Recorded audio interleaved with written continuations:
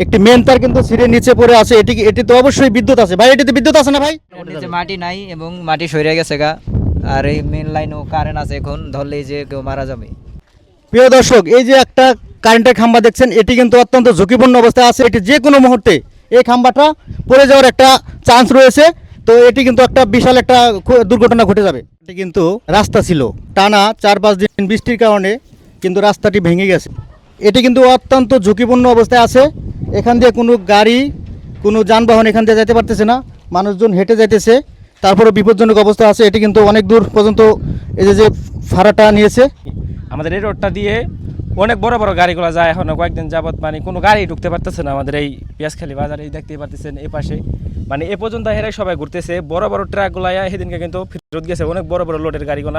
বিরাট সমস্যা।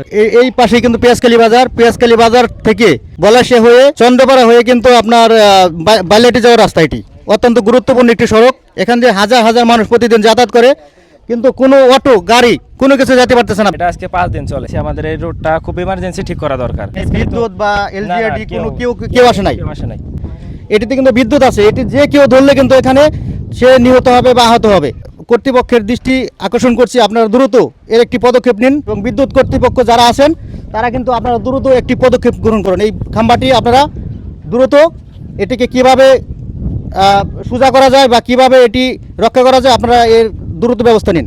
তো প্রিয় দর্শক, আপনারা এই ভিডিওটি দ্রুত শেয়ার করে দিন যাতে বিদ্যুৎ কর্তৃপক্ষ এবং এলজিইডির নজরে আসে এবং এটি দ্রুত একটি পদক্ষেপ গ্রহণ করে।